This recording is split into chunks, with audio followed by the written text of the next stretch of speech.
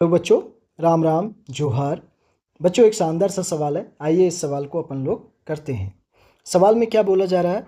A force is represented by F is equal to a x square plus b t power half, where x is distance, मतलब x distance है, and t is equal to time. The dimensions of b square upon a are. ठीक है ना? तो ये है सवाल। चलिए करते हैं इस सवाल को हम लोग ध्यान से समझते हुए। बहुत अच्छा सा सवाल है। ठीक है, तो सबसे पहली बात हमारे पास क्या दे रखा है? F is equal to a x square plus b t का पावर हाफ दे रखा है। यही दे रखा है ना, जहाँ पे F हमारा फोर्स है, x हमारा डिस्टेंस है और t अपन का टाइम है ना? F अपन का क्या है? फोर्स है, ठीक है, और x अपन का क्या है? डिस्टेंस है, और t अपन का क्या है? टाइम है। राइट, ये तीनों चीज़ हमको दे रखा है। बस अब इसी के आधार पर हमको बी स्क्वायर अपॉन ए का डायमेंशंस चाहिए। ठीक है ना? चलिए करते हैं इस सवाल को। बहुत अच्छा सा सवाल है। तो सबसे पहली बात यहाँ पे कॉन्सेप्ट लगेगा प्रिंसिपल ऑफ होमोजेनिटी, मतलब dimensions of LHS is equal to dimensions of RHS। यही कॉन्सेप्ट यहाँ पे लगने वाला है। ओके, तो यहाँ पे देखिए सबसे पहली बात, यदि ए का डायमेंशन चाहिए अपन को, तो फोर्स का डायमेंशनल फॉर्मूला क्या होता है? फोर्स इज इक्वल टू होता है मास इंटू एक्सेलरेशन। ठीक है ना? तो देखिए ए का डायमेंशनल फार्मूला तब हमको चाहिए, तो हम यहाँ पे सबसे पहले फोर्स का डायमेंशनल फार्मूला लिखेंगे। ML T-2 होता है इसका डायमेंशनल फार्मूला। ठीक है, इज इक्वल टू हमको चाहिए किसका? ए का चाहिए, और x हमारा क्या है? डिस्टेंस। डिस्टेंस का क्या हो जाएगा? L2 हो जाएगा। राइट, तो ए का जो डायमेंशंस आया हमारे पास वो आ गया ML T-2 अपॉन में यहाँ पे क्या होगा? L2। तो इसको सॉल्व करेंगे यदि अपन लोग बच्चों, तो ये हो जाएगा L-1। एक L देखिए यहाँ से कट जाएगा, एक L से एक L, तो एक बच जाएगा, तो ये ऊपर जाएगा, तो L-1 हो जाएगा और T-2 हो जाएगा। राइट, यहाँ तक हो गया। तो ये A का डायमेंशंस आ गया अपन के पास। इसी तरह से हम B का भी निकालना चाहें तो वही चीज़ होगा। तो ML T-2 is equal to हमको B का चाहिए, तो यहाँ पे क्या करेंगे?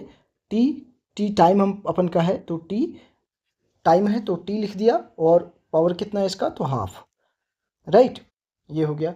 तो बी का अपन को चाहिए, तो कैसे होगा? देखो यहाँ पे ML T-2 अपॉन में टी पावर हाफ। टी का पावर कितना? हाफ है।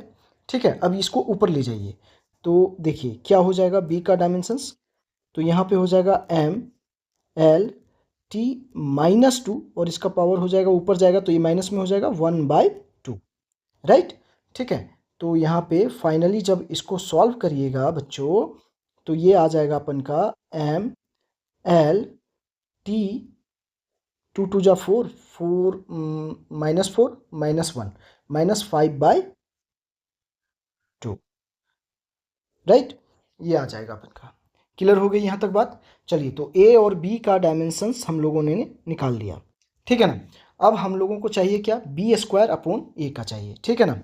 तो हमको क्या चाहिए? बी स्क्वायर अपॉन ए का चाहिए। ठीक है, तो यहाँ पे बी का डायमेंशंस कितना आया? ML T-5/2 है। ठीक है ना? तो यहाँ पे देखिए, इसको मैं लिख सकता हूँ ऐसा, देखिए ML T का पावर -5/2 ऐसे था, और यहाँ पे ऑल पावर कितना है? 2 है, तो लिख दिया मैंने। और यहाँ पे हो गया ए का कितना आ चुका है हमारे पास में? ML-1 T-2 ML-1 T-2। ठीक है, तो अब यहाँ पे देखिए हम लोग इसको यहाँ पे सॉल्व करेंगे थोड़ा सा ध्यान से। तो यहाँ पे क्या हो जाएगा? देखिए, अब सॉल्व करिए। तो एक एम से यहाँ पे, तो अभी रुक जाइए, पहले इसको पावर को सॉल्व कर लीजिए। तो यहाँ पे क्या हो जाएगा? M2 हो जाएगा, L2 हो जाएगा, और T -5/2 इंटू 2 हो जाएगा। Right, okay. और यहाँ पे देखिए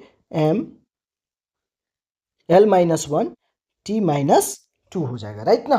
चलिए, तो ये 2 से यहाँ पे 2 कैंसिल हो गया, तो फाइनली जो हमारे पास बचा M2 L2, ओके, और यहाँ पे हमारे पास हो जाएगा T -5, राइट, ओके, और यहाँ पे हमारे पास हो गया M1 L-1 T -2।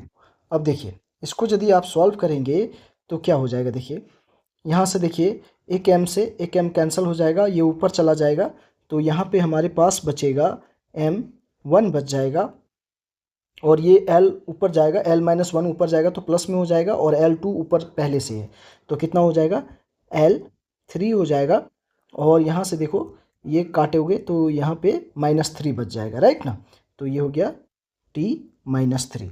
तो देखिए यही हमारा इस सवाल का क्या हो जाएगा बच्चों, आंसर हो जाएगा, राइट। अब देख लेते हैं कौन सा ऑप्शन यहाँ पे सही है। तो यहाँ पे देखिए option number A M1 L2 T -3, यहाँ पे क्या है M1 L3 T -3 है ना, तो यहाँ पे देखिए तो M1 L3 T -3, option number B यहाँ पे इसका करेक्ट आंसर है। ओके बच्चों, तो देखिए मैंने स्टेप बाय स्टेप पूरा सवाल को सॉल्व कर दिया बच्चों, आप लोग देख रहे होंगे, ठीक है, तो आप लोगों को क्लियर समझ में आया होगा पूरा का पूरा ये सवाल। बहुत आसान सा सवाल था, बहुत ज़्यादा टफ सवाल नहीं था, ठीक है।